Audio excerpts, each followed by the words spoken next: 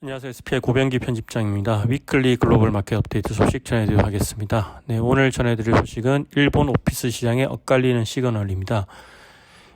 사실 이제 코로나19 이후에 재택근무 확산 등 여러 가지 이유로 인해서 이제 글로벌 오피스 시장이 많이들 변하고 있고, 물론 이제 그 사이에서 한국 오피스 시장 되게 독특한 이 현상이 나타나고 있죠.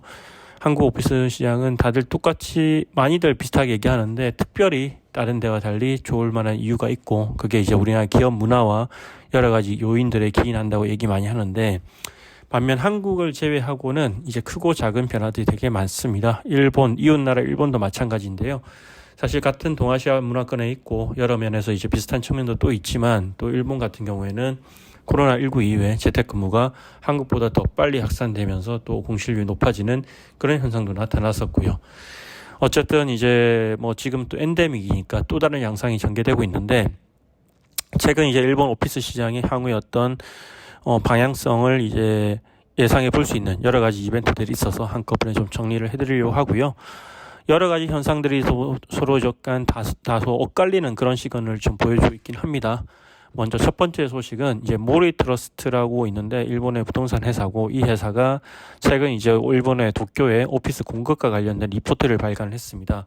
이 리포트 내용을 보면 요약을 하자면 도쿄 23구 오피스 공급이 지연되고 있다, 이렇게 이제 핵심 내용을 전달했고요. 그 이유로는 이제 공사비 증가와 공사 현장에 대한 규제 강화, 인력 부족 등으로 오피스 공급이 지연되고 있다, 이렇게 이제 얘기를 했는데요. 지난 8일에 이제 관련 보고서를 발표를 했고, 이 보고서에 따르면 올해 도쿄 23구에서 공급되는 오피스 연면적은 65만 제곱미터입니다. 작년에 138만 제곱미터의 절반 수준에 그칠 전망이고요. 또 2025년에는 공급되는 연면적이 118만 제곱미터로 작년 예상치에 비해서 16% 줄어들 것으로 예상을 하고 있고요. 또 2024년부터 2028년 5년 사이에, 향후 5년 사이에 평균 공급량도 과거 20년간의 평균인 107만 제곱미터 윗도는 85만 제곱미터에 거쳐서 공급이 억제될 것으로 보입니다, 이렇게 이제 발표를 했고요.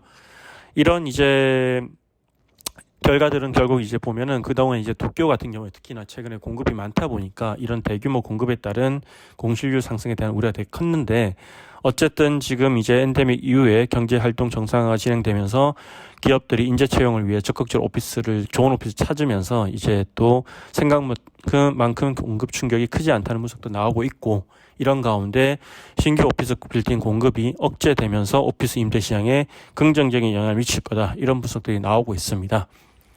네, 두 번째 소식은 첫 번째 전해드린 소식과 다소 엇갈리는 소식입니다. 두 번째 소식은 일본 부동산 회사 휴릭과 관련된 소식인데요. 휴릭은 이제 일본의 이제 미쓰이 부동산, 미쓰비시쇼, 도쿄 부동산 같은 이제 아주 큰 부동산 회사에 비해서는 스스로 좀 작은 회사라고 하지만, 그래도 우리나라 기준으로 보면 되게 큰 회사인데요. 특히 이 회사의 특징은 긴자 지역에 많은 자산을 보유하고 있습니다. 긴자에만 30개에서 40개 정도 되는 자산을 집중적으로 보유하고 있는 그런 회사고요. 근데 이 휴릭 같은 경우에 최근에 이 니시우라 사부로 회장이 니혼게이자 신문과 인터뷰를 가졌습니다. 근데 이제 이 인터뷰에서 밝힌 내용 중에 핵심 중에 하나가 이 내용인데요. 앞으로 이제 오피스 비중 50% 이상을 이하로 줄이겠다. 전체 임대 포트폴리오에서 50% 이하로 줄이겠다, 이렇게 밝혔는데, 그 이유로는 이제 향후 인구 축소와 공급 과잉에 대한 우려로 오피스를 좀 많이 줄이고, 대신 그간 이제 임대 사업의 핵심이었던 오피스를 줄이는 대신에 호텔이나 시니어 어진 개발 등으로 좀 이렇게 사업 다각화를 하겠다, 이렇게 이제 밝혔습니다. 앞서 말씀드린 이제 오피스 시장의 긍정적인 어떤 이제 요인과는 상반되는 향후 일본 도쿄 오피스 시장을 좀 부정적으로 볼 수 있는 그런 인터뷰였다고 생각되어서 두 가지 이제 이슈들을 같이 연결해서 한번 전달해 드렸습니다. 이상으로 위클리 글로벌 마켓 업데이트 소식 전해드렸습니다. 고맙습니다.